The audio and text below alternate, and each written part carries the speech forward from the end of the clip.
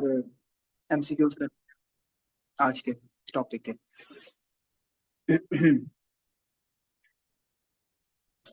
अच्छा,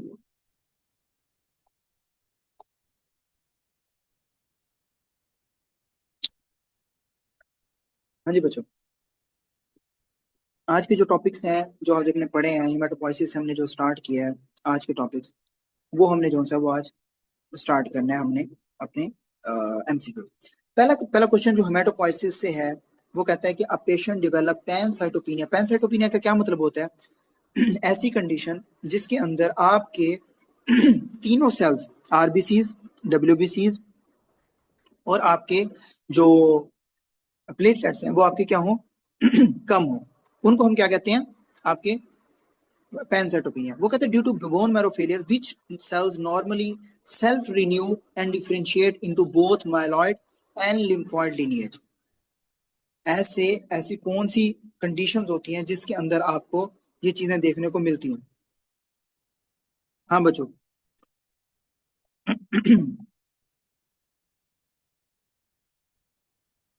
plasma cell है, mature erythrocyte है, हिमेटोपोइटिक स्टेम सेल्स हैं या आपके प्लेटलेट्स हैं। तो इसका जवाब क्या होता है? Haematopoietic stem cell. क्यों? हिमेटोपोइटिक स्टेम सेल्स के अंदर आपकी जो मल्टी जो पोटेंट सेल्स होते हैं वो आपके सेल्फ जो है वो रिन्यू होते हैं और माइलॉइड और लिम्फोइड लिनिएज को जो है वो प्रमोट करते हैं। ठीक है, तो वो आपको मैंने बता दिया था कि माइलॉइड और लिम्फोइड को जो बनाता है, जो आपका पहला पोटेंट स्टेम सेल होता है जिससे आपकी सेल की ग्रोथ होती है, जन्म होता है, तो आपको क्या होता है? मल्टीपोटेंट स्टेम सेल्स, और वो क्या होता है? Haematopoietic stem cell. Which set of cells is derived mainly from the myeloid lineage? आपके कौन कौन से होते हैं? एरिथ्रोसाइट्स, मेगाकारियोसाइट्स, ग्रेनुलोसाइट्स और मोनोसाइट्स। माइलॉइड लिनिएज में क्या होता है? आपके आरबीसीज, प्लेटलेट्स, डब्ल्यूबीसीज और macrophages. Which cells are derived from lymphoid precursors? कौन से होते हैं आपके लिम्फोइड प्रिकर्सर्स में?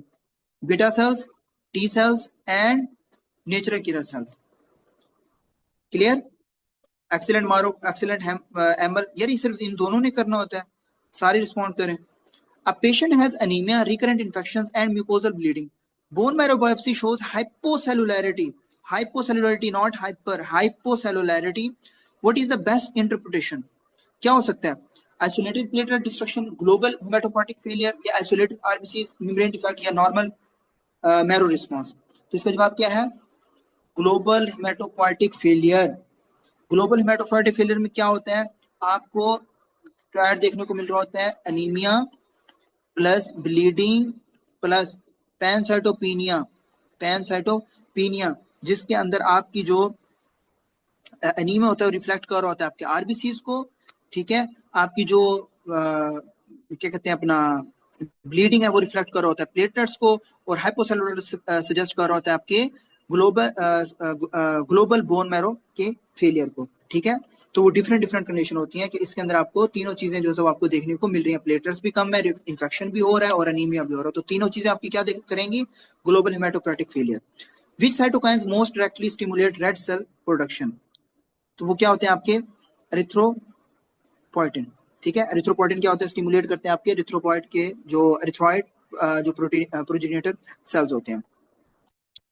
न्यूट्रोफिल्स आज हमने दूसरा टॉपिक पढ़ा, तो उसमें क्या है? A child has recurrent bacterial skin infection and absent pus formation. Neutrophils are present in blood but fail to migrate into tissue. Which neutrophil function is most likely defective? ऐसा कौन सा फंक्शन है जो डिफेक्ट हो रहा है, यानी कि ऐसी कौन सी चीज है जो उसको जो डिफेक्टिव है और वो जो माइग्रेट नहीं कर पा रहा? तो इसका ऑप्शन क्या है? एडहीजन। न्यूट्रोफिल जो है वो अगर उसकी एडिशन डिफेक्ट हो तो उसके अंदर क्या होता है? वो प्रिवेंट करता है न्यूट्रोफिल्स को from the migrating into the tissues. ठीक है, तो अगर रिकरेंट इन्फेक्शन विद नो पस अगर मिलती है तो इसका मतलब क्या होता है कि ल्यूकोसाइट एडिशन डिफेक्ट हो रहा है। क्या हो रहा है?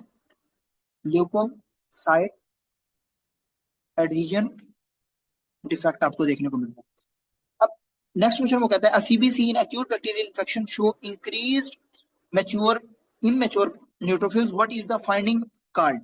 एक एक्यूट, ये बात याद रखिएगा, एक्यूट है। हाँ बच्चों, एक्यूट बैक्टीरियल इन्फेक्शन है, increase immature. Immature band like, band like कहां पढ़ाया था मैंने आपको? बैंड लाइक राइट शिफ्ट में, लेफ्ट शिफ्ट में पैनोसाइटोपिनिया में एक्सीलेंट बासित, एक्सीलेंट, शाबाश मारूफ। वो क्या है आपका left shift.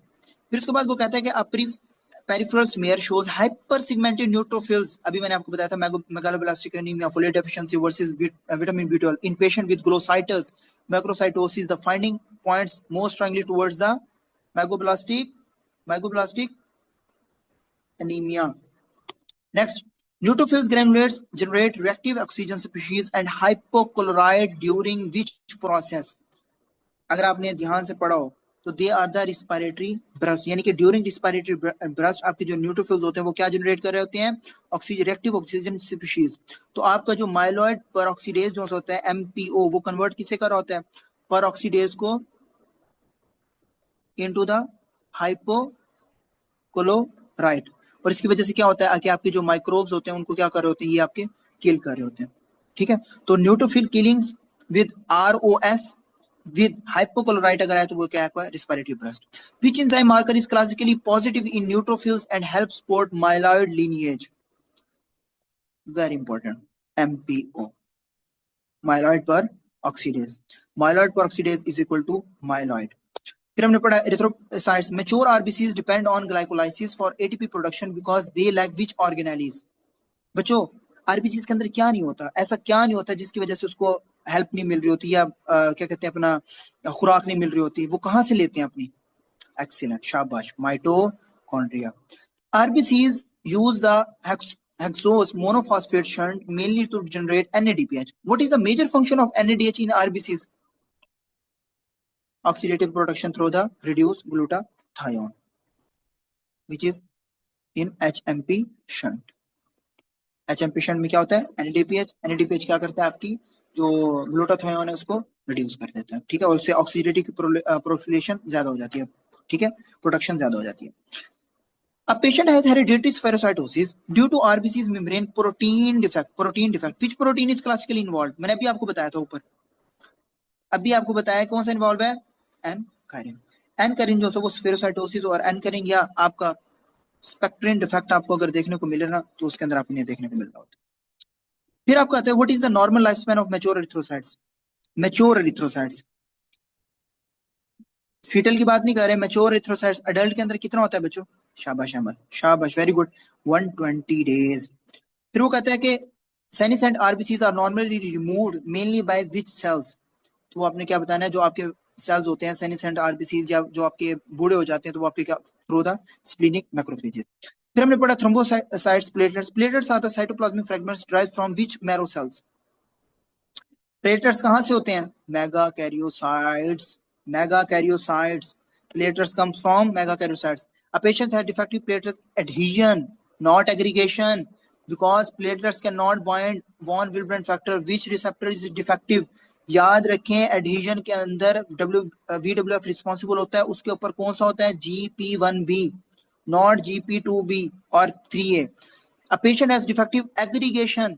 There is a difference. There is a difference between both.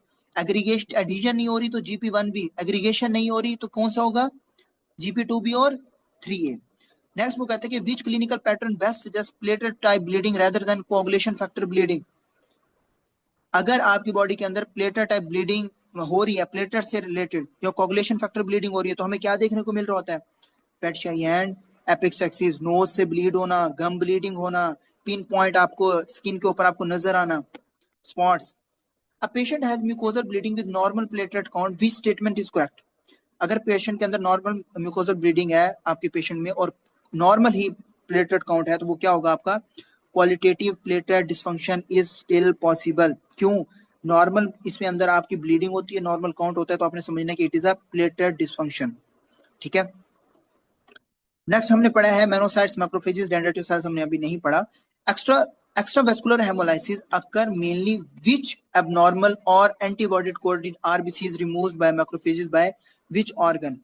किस कौन आपके जो एक्स्ट्रा वेस्कुलर हेमोलाइसिस यानी कि आपकी बोन मैरो में नहीं बाहर की तरफ हेमोलाइसिस हो रही है, तो ये एंटीबॉडी कोडेड आरबीसीज कौन रिमूव कर रहा होता है, आपके स्प्लीन और लीवर.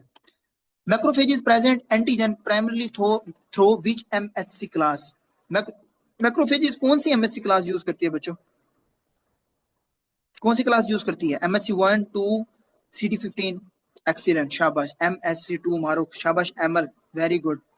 खालिद खालिद रशीद बहुत अच्छे, शाबाश। बासित बहुत अच्छे, सारे रिस्पॉन्ड कर रहे हैं। Which cells are the most efficient professional antigen presenting cells for native T cell activation?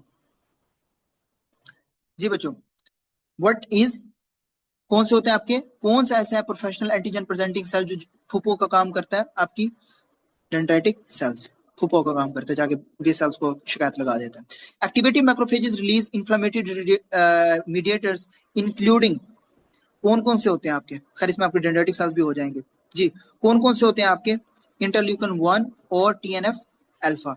Activated macrophage जो रिलीज कर होते हैं इन्फ्लेमेटरी मीडिएटर्स, वो आपके कौन से हो रहे होते हैं? इंटरल्यूकन 1 और TNF अल्फा।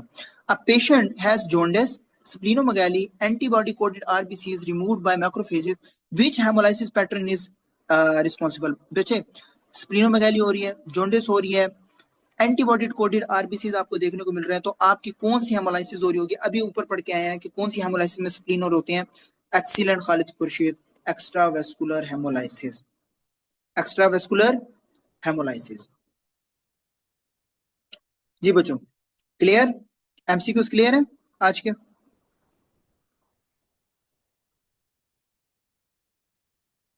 एक्सेल, ठीक है, ओके, ठीक है। तो आज के टॉपिक के हमारे एमसीक्यूज हो गए हैं अल्हम्दुलिल्लाह।